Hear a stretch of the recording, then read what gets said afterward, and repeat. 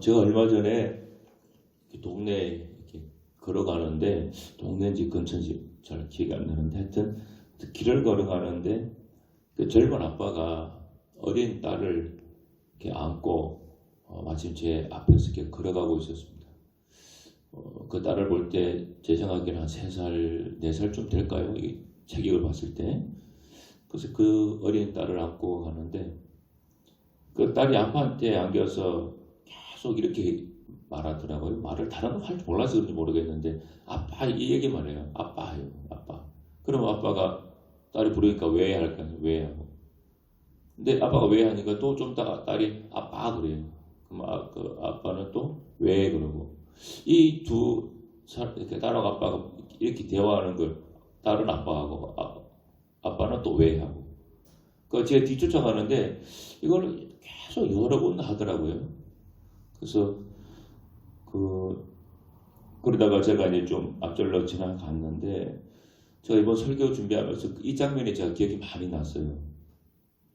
제가 딸이 없어서 많이 부러워서 그런지 모르겠지만은 그 딸이 제가 뒤에서 가만히 봤는데 딸이 아빠 하는데 그렇게 부를 때 왜라고 대답할 때 그 아빠 목소리가 있잖아요. 그 아빠 목소리를 듣는데 제가 아빠 표정은 제가 못 봤죠. 아빠가 제 앞에 있으시니까. 근데 목소리를 듣는데 아빠의 그 목소리 속에 굉장히 좀 뭐랄까 행복한 그런 마음이 그 소리에 담겨 있는 것 같아요. 제 생각에.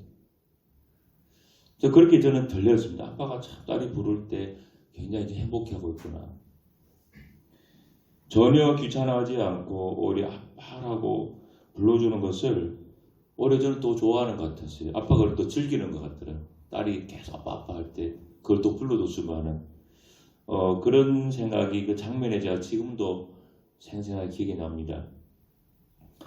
우리가 늘 외우는 주기도문 첫 시작이 뭡니까? 하늘에 계신 우리 아버지지 않습니까? 이 주기도문은 어떻게 나왔습니까? 제자들이 예수님에게 기도를 가르쳐 달라고 했을 때 그때 예수님이 가르친 기도가 주기도문입니다. 그러니까 우리가 주기도문이라고 그 제목을 갖다 붙인 거죠. 그때 하나님을 아버지라고 불러라. 예수님이 그렇게 가르쳤습니다. 자, 우리는 처음부터 이제 신앙을 갖고 예수 믿다 보면 하나님 아버지라고 부르는 게 그렇게 낯설지는 않습니다.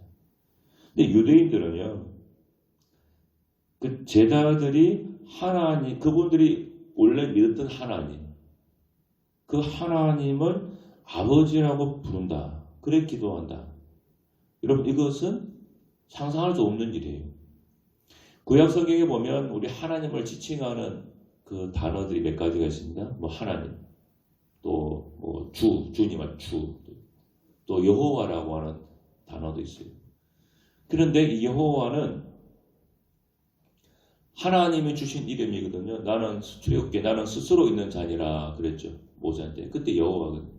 그러니까 유대인들은 하나님의 이름을 그 너무나 경건한 분이기 때문에, 경건한 이름이기 때문에, 거룩한 이름이기 때문에 우리 인간이 그 거룩하신 하나님의 이름을 함부로 부를 수 없다. 그래가지고 여호와라는 말을 입에 올릴 수가 없어서 그러면 여호와라고 부르긴 불어야 되는데 뭐라고 할까 해가지고 다른 단어로 대체해 쓴 말이 주라는 단어예요. 아도나이. 그래서 여호와라는 말을 쓰지 않고 주라고 합니다. 그래서 지금도 저 이스라엘의 그 성지순례를 가면은 그 구약 시대에는 이 성경을 필사했던 사람들이 있지 않습니까? 뺏겨 적었던 사람들. 그 사람들이 있는데 그러면 성경을 쭉 뺏겨 적다가 여호와라고 하는 단어가 딱 나오지 않습니까? 그러면 성경 필사하는 사람들 옆에는 작은 이렇게 목욕탕 같은 게 있었다 그래요. 탕이. 그래서 여호와라는 단어가 나오면은 서등을 멈추고 그 탕 같은 데 들어가서 7번 씻고 나와서 다시 그 다음부터 씁니다. 또 그러다 여호와라는 단어가 나오면 또 내려가서 씻고 올라와서 필사하는. 그만큼 이 사람들에게 여호와라고 하는 단어는 굉장히 거룩한 이름이고 그런 분이기 때문에 하나님을 아버지라고 부른다. 여러분 이거는 정말로 큰일 날 얘기죠. 그래서 예수님이 십자가 달려 돌아가셔서 막 붙잡혀 갈 때 막 사람들이 이거를 고소하고 저걸 고소하고 하니까 막 말에 걸리니까 뭐로 할지 모를 때 예수님을 딱 걸었던 게 뭐냐? 신성 모독이에요.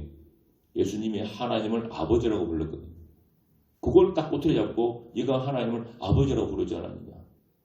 그래서 신성 모독으로 집어넣었다고. 그만큼 유대인들에게는 하나님을 아버지라고 부르며 기도한다는 것 자체가 굉장히 낯선 거예요. 근데 제자들에게 하나님을 아버지라고 부르면서 기도하라고 했습니다. 마가복음 14장 36절 보면은 예수님은 십자가 달리시기 전 겟세마네 동산에서 기도하실 때 아빠 아버지여라고 부르면서 기도했습니다. 아빠 아버지여, 아버지께는 모든 것이 가능하오니 이 잔을 내게서 옮기시옵소서. 그러나 나의 원대로 마시옵고 아버지의 원대로 하옵소서 그랬습니다. 구원받은 우리도 하나님을 향하여 아빠 아버지라고 부르며 기도할 자격을 얻었습니다. 로마서 8장 15절 말씀이죠. 너희는 다시 무서워하는 종의 영을 받지 아니하고 양자의 영을 받았으므로 우리가 아빠 아버지라고 부르짖느니라 하고 했습니다. 갈라디아 4장 6절 말씀입니다. 너희가 아들이므로 하나님이 그 아들의 영을 우리 마음 가운데 보내사 아빠 아버지라 부르게 하셨느니라. 기도는 영혼의 호흡이라고도 하고 하나님과의 대화라고도 합니다. 우리가 대화할 때 상대방이 누구냐에 따라서 대화의 방식이나 대화의 태도가 완전히 달라지죠. 내가 직장 상사와 대화하는 자리라고 한다면 조심스럽고 썩 편하지는 않을 겁니다. 그러나 친한 친구라든지 혹은 부모님과 대화하는 자리라고 한다면 어떨까요? 아주 편안할 것이고 무슨 말이든 다 할 수가 있을 겁니다. 그러니까 하나님을 어떤 분으로 생각하느냐 이걸 규정하는 게 기도할 때 굉장히 중요합니다. 오늘 읽은 로마서 8장 32절 말씀은 제가 기도할 때 날짜 기억하면서 기도하는 성경 구절입니다. 오늘 이 구절을 통해서 여러분은 기도할 때 더 힘이 되고 위로가 되었으면 하는 마음으로 이 말씀 준비했습니다. 여러분 하나님은 자기 아들을 아낌없이 내어주신 하나님 아버지라는 거예요. 우리가 믿는 하나님 이런 분입니다. 자기 아들을 아낌없이 내어주신 분이에요. 어려움에 처한 누군가를 돕기 위해 우리의 물질을 내어줄 수 있습니다. 또 시간을 내어서 봉사할 수 있습니다. 자신의 재능으로 힘이 되어줄 수도 있습니다. 그러나 어떠한 경우에도 자신의 자녀를 내어주지는 않습니다. 못 내어주죠. 자신의 목숨보다도 더 귀하게 여기는 것이 바로 자녀의 목숨이기 때문이죠. 그러나 하나님께서는 우리를 구원하시기 위해서 아들이신 예수 그리스도를 십자가에 달려 돌아가시도록 내어주셨다는 거예요. 중동지방에 흉년을 들었을 때 얘기라고 합니다. 제가 오래전 부흥에 참석했을 때 여러 번 제가 들었던 이야기입니다. 이게 어디까지 사실인지 모르겠지만 하여튼 부흥회 때 목사님들에게 여러 번 들었던 얘기입니다. 흉년이 계속되어서 사람들이 막 굶어 죽어가던 때였습니다. 어느 가난한 가정에 아들이 4명이 있었다고 합니다. 부부와 그 아들 넷이 이제 거의 굶어 죽으려만 기다리고 있었습니다. 어느 날 두 부부가 중대한 결심을 했습니다. 이대로 있다가는 우리 6 식구 다 죽게 생겼는데 어떻게 하면 좋겠어? 아들 넷을 다 죽일 수 없으니까 넷 중에 하나를 노예 상인에게 팔아서 그 나머지 셋이라도 살립시다. 그런 제안을 했습니다. 이런 얘기가 부부에 오가면서 자 그러면 넷 중에 누구를 노예 상인으로 팔 거냐? 아니 그 얘기를 부부가 서로 나눴습니다. 자, 첫 번째, 자 그러면 큰아들 생각했습니다. 큰아들 팔까 했더니 남편 하는 말이 큰아들은 그래도 우리 집안의 기둥인데 장남인데 어떻게 팔겠어? 제쳐나왔습니다. 그 부인이 이번에 그 둘째 아들을 이제 얘기하니까 이거는 분이 안 된다고. 안 되는데 이 둘째 아들은 당신은 쏙 빼닮았기 때문에 이해는 안 됩니다. 반대했어요. 그래 둘째도 안 돼요. 그냥 셋째 아들을 그러면 너의 상형에 팔까 했더니 이번 남편이 안 된다고 그랬습니다. 이 아이는 얼마나 정이 많은데 지난번 내가 볼 때 잠도 안 자고 나를 지켜줬어. 이 아이도 안 돼요. 이제 마지막 넷째가 나왔어요. 막내가 나왔어요. 그러니까 막내 아들을 그럼 너의 상에 팔자 그랬더니 이번에 불이 말랐어요. 막내도 안 돼요. 이 애는 미운 데가 하나도 없는 애예요. 이렇게 하다 보니까 팔아볼 아들이 하나도 없는 거예요. 그래 결국 여섯 식구가 자식 내놓을 자식이 없어서 같이 뭐 굶어 죽기로 했다고 하는 뭐 그 얘기를 들은 기억이 납니다. 여러분 자식이 넷이 있어도 아니 열이 있어도 사실 내놓을 자식이 없죠. 물론 10명이 되면은 그 중에 진짜 마음에 드는 자식이 있을 수 있고 어떤 자식은 또 미성 박힌 자식도 있겠죠. 그래도 내놓아야 될 자식 하나 고르라 그러면 10중에 누구를 내놓겠습니까? 그러나 하나님은 죄값으로 영원히 죽어야 마땅한 우리 인간들을 위해서 어떻게 했습니까? 하나밖에 없는 외아들 예수 그리스도를 사람이 되도록 세상에 보내주신 거예요. 그것도 그냥 보내준 게 아니라 영원한 죄값을 지불하도록 십자가의 제물이 되게 하신 거죠. 정말로 놀라운 사랑입니다. 따라서 성경은 자신의 아들까지 내어줄 정도로 우리를 사랑하시는 하나님께서 우리를 위해 무엇인들 못하겠느냐 하면 우리 믿음을 통제하고 있는 겁니다. 자, 여러분이 기도할 때 이 하나님의 사랑을 기억하면서 기도하셔야 됩니다. 내가 언제나 부족한 그런 것들 때문에 기도하는 것을 주저하면 안 됩니다. 우리가 다 알지만 부모님은 자식을 대할 때 자신의 그 자식의 과거를 기억하지 않습니다. 자식이 뭐 속을 썩였든 잘못한 일이 많았든 상관하지 않죠. 여러분 누가복음 15장을 보면은 이런 아들을 되찾은 탕자의 비유가 나옵니다. 아들이 아버지에게 유산을 달라고 해서 돈을 받아 챙깁니다. 사실 유대인의 법에 의하면 부모님이 살아계실 때 아버지가 살아계실 때 유산을 달라고 하는 것은 배은망덕한 일이기 때문에 그렇게 못하게 되어 있습니다. 법적으로도. 그런데 이 막내 같은 아들이 달라고 하니까 유산을 줬습니다. 이 아들은 유산을 가지고 다른 곳에 가서 화랑방탕하게 살다가 돼지를 치는 그런 신세가 되고 돼지나 먹는 그 쥐염 열매 이걸로 배 채우는 아주 거지 같은 신세가 됐어요. 이 아들이 이대로 살다가는 죽을 것 같으니까 내가 그런 아버지한테로 돌아가면 좀 여기보다 낫지 않겠는가 생각해서 아버지 집으로 돌아가기로 마음먹습니다. 아버지 집으로 돌아갔는데 아버지가 그 아들을 멀리서 보자마자 어떻게 했습니까? 측은히 여겨서 달려가서 그 아들을 안고 입을 맞추고 막 그렇게 했다가 나오죠. 그리고 옷을 다 갈아입히고 그 아들이 내 아들이 죽었다가 살아왔다고 해서 정말로 잔치를 벌였습니다. 막 풍을 올리고. 이 비유가 어떤 비유입니까? 아버지의 사랑이고 하나님 아버지의 사랑을 보여주는 그런 비유죠. 여러분 육신의 부모는 자식을 이렇게 사랑합니다. 그런데 하나님 우리 아버지는 독생자를 아낌없이 내어줄 정도로 우리를 이렇게 사랑하신다는 거죠. 우리가 잘 아는 찬송가 있지 않습니까? 하늘을 두루마리 삼고 바다를 먹물 삼아도 하나님 그 것인 하나님의 사랑은 다 기록을 할 수 없겠네요.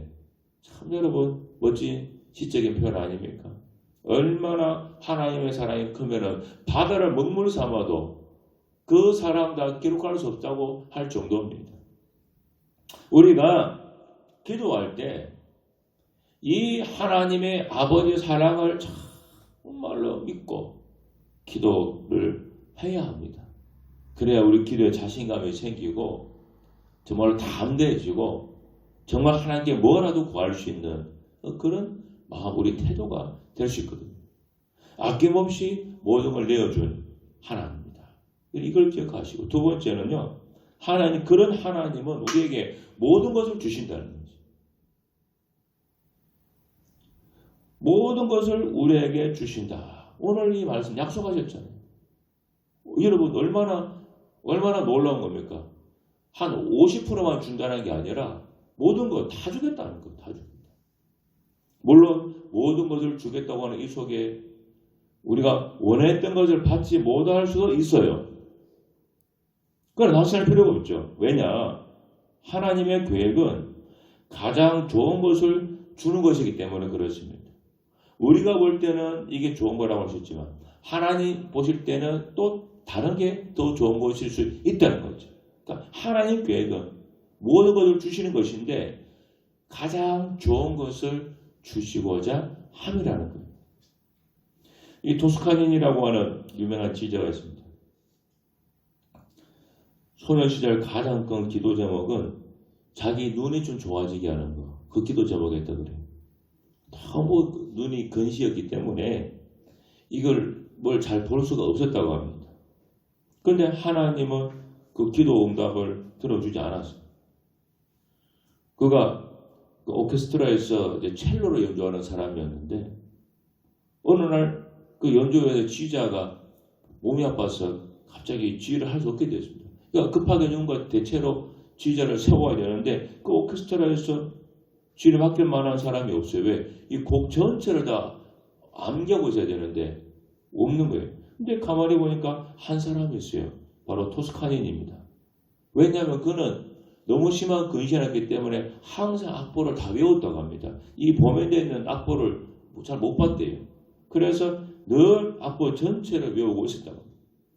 그래서 그가 그날 지휘자가 됐는데 그것으로 인해서 그가 세계적인 지휘자로 태어나게 됩니다. 나중에 자기의 근시 때문에 내가 지휘자가 될 수 있었다고 하는 걸 깨닫고 오히려 하나님께 감사했다고 하는 그런 예를 제가 보았습니다. 이처럼 하나님은 우리가 원하는 대로 응답하지 않기도 합니다. 하지만 언제나 가장 좋은 것으로 주시고자 한다는 것. 비록 현실은 나를 외면하고 상황은 최악을 향해 치닫고 있을지라도 좋으신 우리 아버지는 더 좋은 길을 예비하시고 인도하신다는 겁니다. 한쪽 문이 막히면 하나님은 언제나 새로운 문을 열어주시는 분이에요. 동서남북이 다 막힌다 할지라도 하나님을 향한 그 하늘은 언제나 열려 있습니다. 목사였던 브리스의 아버지가 하나님 부르심 받아서 인도네시아의 작은 한 섬에서 선교 사역할 때 일입니다. 이 가족들은 한때 가축을 키우던 낡은 축사에 살았다고 합니다. 브리스는 가족들이 빗물이 새는 그런 집에서 찬양을 드리며 크리스마스를 기념했던 일을 기억했습니다. 그때 그 아버지, 선교사인 아버지가 그 딸 프리스에게 이렇게 얘기해 줬다고 합니다. 프리스야, 단지 가난하다고 해서 하나님이 우리를 사랑하시지 않는 게 아니란다. 그렇게 줬다. 여러분, 우리가 한편으로 정말 선교 사역하는데 빗물이 뚝뚝 새는 그런 가축 축사에서 살고 있으면 하나님 우리를 사랑하지 않는가 보다. 하나님 왜 이렇게 나를 가난하게 두셨을까? 그런 생각 들 수 있죠. 그런데 이 선교사 아버지는 말하기를 우리가 가난하다고 해서 하나님이 우리를 사랑하지 않는 게 아니다라고 말씀해 줬어요. 어떤 사람들은 부유하고 돈 많고 건강하고 오래 살면 하나님이 축복했다. 그렇게 생각합니다. 그래서 고난을 겪거나 그러면 하나님 우리 날 사랑하지 않는가 보다. 여러분 그렇게 의미를 갖기도 합니다. 여러분 하나님의 사랑은 그렇지 않습니다. 하나님의 사랑은 다양한 형태로 나타납니다. 또는 고난 속에 있는 것도 때로 하나님의 사랑의 표현일 수도 있다는 거예요. 그렇지 않습니까? 우리 자식을 키울 때 자식이 원하는 거 다 들어주면 그게 사랑입니까? 어린아이들 제일 좋아하는 게 뭡니까? 사탕이나 과자 달달한 거잖아요. 그러면은 아이가 엄마한테 사탕 달란다고 달란 대로 족족 다 주면 그게 사랑일까요? 그렇지 않습니다. 때로는 치아가 썩을 수 있기 때문에 울고 때를 써도 사탕을 숨겨놓고 주지 않는 게 사랑입니다. 때로 아이가 공부를 하는데 문제를 푸는데 너무 문제가 안 풀려서 그냥 끙끙대고 있고 그럴 때 막 달려가서 막 다 풀어주면 그게 사랑일까요?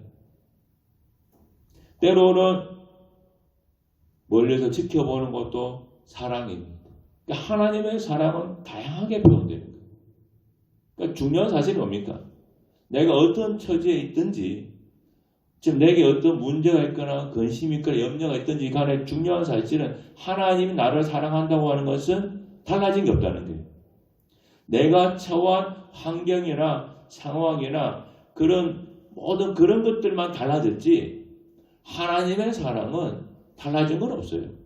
우리가 하늘을 볼 때 때로는 지금처럼 맑은 하늘이 있지만 또 어떤 때는 먹구름이 잔뜩 끼어있는 날도 있습니다.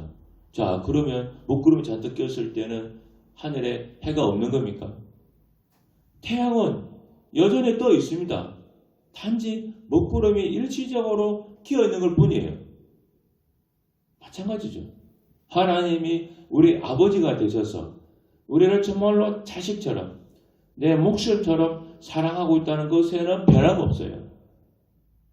내 믿음이 달라진 거고 내 생각이 달라진 거고 내 신앙이 흔들린 것뿐이에요.